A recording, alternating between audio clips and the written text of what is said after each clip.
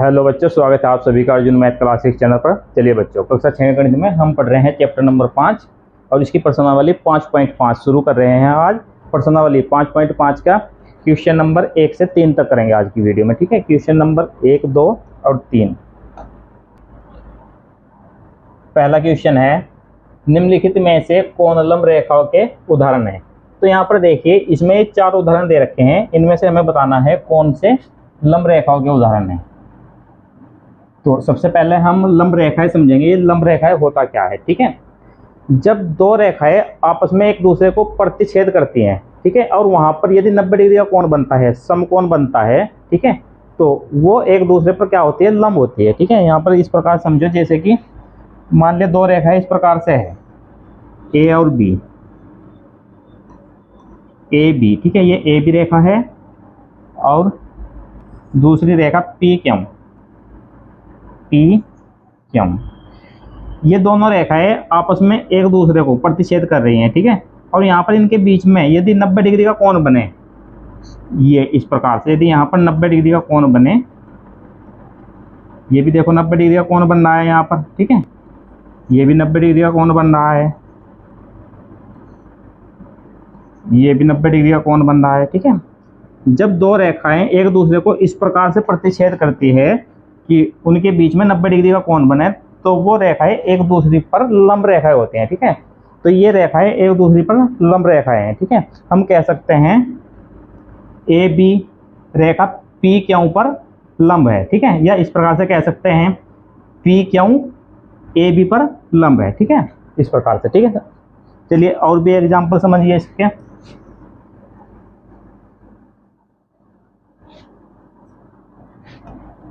यहाँ पर देखिए, यदि एक रेखा इस प्रकार से है ए बी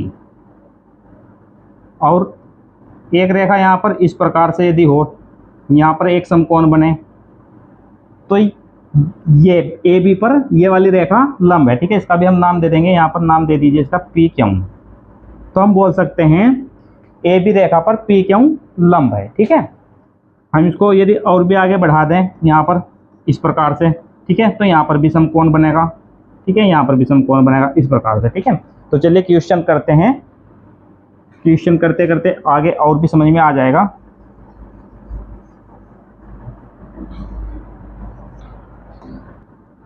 ए है मेज के ऊपरी सिरे की आसन भुजाएं। तो मेज के ऊपरी सिरे की आसन भुजाएं बतानी है, क्या वो लंब रेखाएं हैं। तो यहाँ पर देखिए, सबसे पहले जो मेज होती है, मेज का ऊपरी सिरा इस प्रकार से होता है, ठीक है, आयत की तरह होता है इस प्रकार से, और मेज में नीचे स्टैंड लगे होते हैं इस प्रकार से, ठीक है।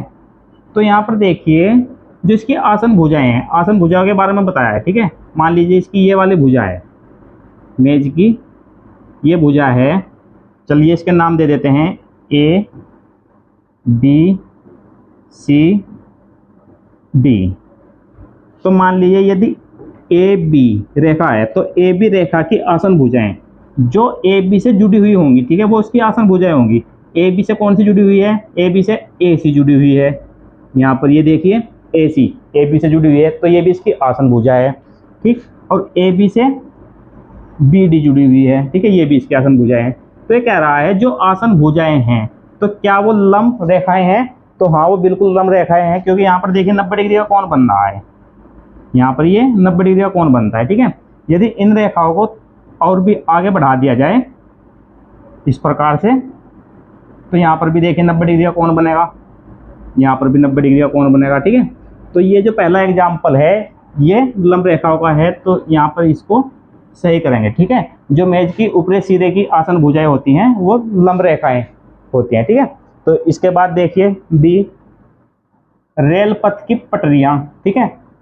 तो रेल की पटरियां होती हैं वो इस प्रकार से होती हैं,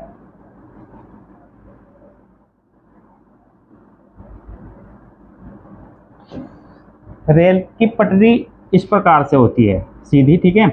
तो कहीं पर भी एक दूसरे को प्रतिच्छेद नहीं करती। तो ये तो इसमें एक दूसरे को जब प्रतिच्छेद नहीं करेगी तो यहाँ पर कोई भी कोण नहीं बनेगा, ठीक है। तो ये क्या है, ये लंब रेखाओं का उदाहरण नहीं है, ठीक है। तो इसको कैंसिल करेंगे। इसके बाद अक्षर एल बनाने वाले रेखाखंड, अक्षर एल, तो जो अक्षर एल होता है, ठीक है, एल हम जानते हैं इस प्रकार से बनता है, ठीक है। तो एल में देखिए दो रेखाएं हैं, एक ये वाली रेखा है, एक ये वाली रेखा है, ठीक है। तो यहाँ पर भी 90 डिग्री का कोण बन रहा है। तो जब दो रेखाएं 90 डिग्री का कोण बनाते हैं तो एक दूसरी पर क्या होती हैं, लंब रेखाएं होती है। तो ये लंब रेखाओं का उदाहरण है, ठीक है। तो इसको सही करेंगे, ठीक। चलिए इसको हटाते हैं। इसके बाद देखिए डी, अक्षर वी बनाने वाले रेखाखंड। यदि दो रेखाखंड इस तरह लिया जाए जिससे वी की आकृति बन जाए, हम जानते हैं वी इस प्रकार से बनती है, ठीक है। तो क्या वो लंब रेखा होंगी? नहीं होंगी, क्योंकि देखिए यहाँ पर 90 डिग्री का कोण नहीं बन रहा, ठीक है, 90 डिग्री से छोटा कोण बन रहा है, इसलिए ये लंब रेखाएं नहीं है, ठीक है। तो इसको भी कैंसिल करेंगे, ठीक। तो अब इसका आंसर इस प्रकार से भी लिख सकते हैं,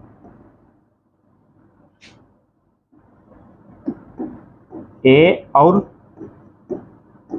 सी, ठीक है, ए और सी लंब रेखाओं के उदाहरण हैं।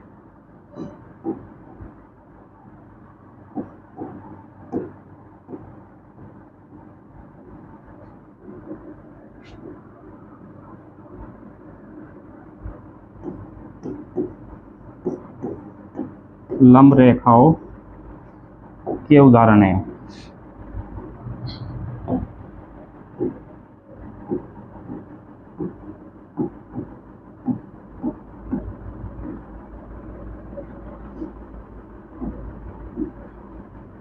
तो चलिए, उम्मीद है ये पहला क्वेश्चन आपको समझ में आ गया होगा। अब दूसरा क्वेश्चन देखते हैं। क्वेश्चन नंबर 2 है, मान लीजिए रेखाखंड पी क्यू रेखाखंड एक्स वाई पर लंब है। मान लीजिए ये परस्पर बिंदु ए पर प्रतिच्छेद करते हैं। कोण पी ए वाई की माप क्या है, ठीक है। तो अब देखिए यहाँ पर क्वेश्चन कह रहा है जो पी क्यू रेखाखंड है वो एक्स वाई पर लंब है, ठीक है। तो यहाँ पर पहले एक्स वाई बना लेते हैं।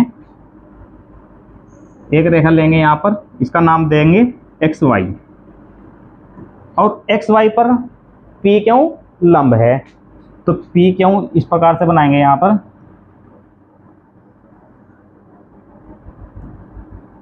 P Q. अब देखिए कह रहा है मान लीजिए ये परस्पर बिंदु ए पर प्रतिच्छेद करते हैं। तो जहां पर ये प्रतिच्छेद करेंगे, ठीक है, एक दूसरे को काटेंगे रेखाखंड, तो उसका नाम देंगे ए, ठीक है। यहाँ पर देखिए ए दिया है, यहाँ पर इस बिंदु का नाम ए देंगे, ठीक। अब देखिए क्वेश्चन क्या कह रहा है, कोण पी ए वाई की माप क्या है। तो यहाँ पर जो कोण बनेगा पी ए वाई, ये वाला जो कोण बनेगा इसकी माप पूछ रहा है क्या है। तो इसकी माप 90 डिग्री होगी, क्योंकि ये रेखाएं एक दूसरे पर क्या है, लंब है, ठीक है। इससे पहले वाले क्वेश्चन में हम समझ चुके हैं, जब दो रेखाएं एक दूसरे को इस प्रकार से प्रतिच्छेद करें कि वहां पर 90 डिग्री का कोण बने, ठीक है, तो क्या होती है, वहां पर लंब रेखाएं होती है। तो यहाँ पर देखिए क्वेश्चन में कहा था एक्स वाई पर पी क्यू लंब है, ठीक है, ये एक्स वाई है, इस पर पी क्यू लंब है, इसीलिए यहाँ पर 90 डिग्री का कोण बनेगा, ठीक है। तो इसका आंसर देंगे 90 डिग्री। कोण पी ए वाई बराबर 90 डिग्री। तो क्वेश्चन 2 का आंसर ये रहा। तो चलिए इसके बाद देखते हैं नेक्स्ट क्वेश्चन। क्वेश्चन नंबर 3 है, आपके ज्यामितीय बॉक्स में 2 सेट स्क्वायर हैं, इनके कोनों पर बने कोनों के माप क्या हैं, क्या इनमें कोई ऐसी माप है जो दोनों में उभयनिष्ठ है। तो देखिए यहाँ पर सेट स्क्वायर की बात की गई है, ठीक है। सेट स्क्वायर जो आपके ज्योमेट्री बॉक्स में होते हैं वो इस प्रकार के होते हैं, देखिए इस प्रकार के होते हैं, ठीक है। तो इसमें कहा गया है इनके कोनों पर बने कोनों के माप।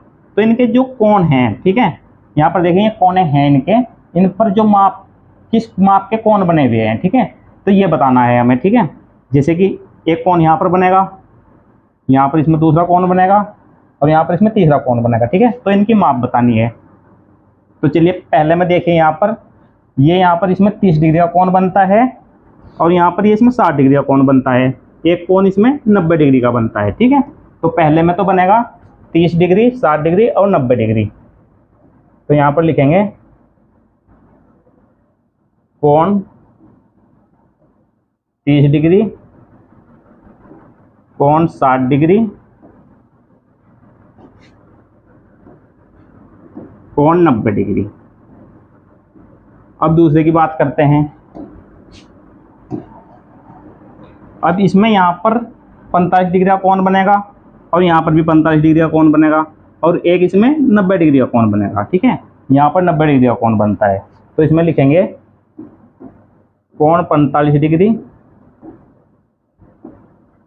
कोण 45 डिग्री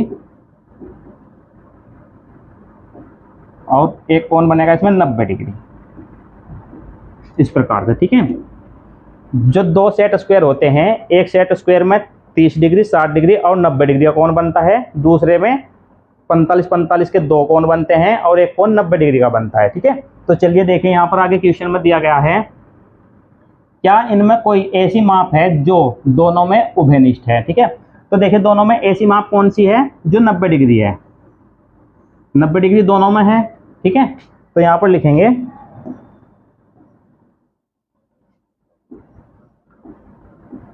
90 डिग्री दोनों में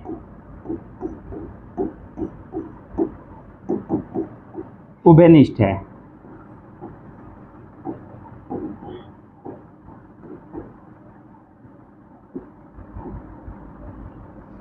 तो चलिए, उम्मीद है ये क्वेश्चन आपको समझ में आ गए होंगे, और यदि क्वेश्चन आपको समझ में आ गए हैं और ये वीडियो आपको पसंद आई है तो वीडियो को लाइक कर दीजिए और अपने क्लासमेट के साथ इसको शेयर कीजिए। यदि चैनल पर नए हैं तो चैनल को सब्सक्राइब कर लीजिए। Thank you for watching.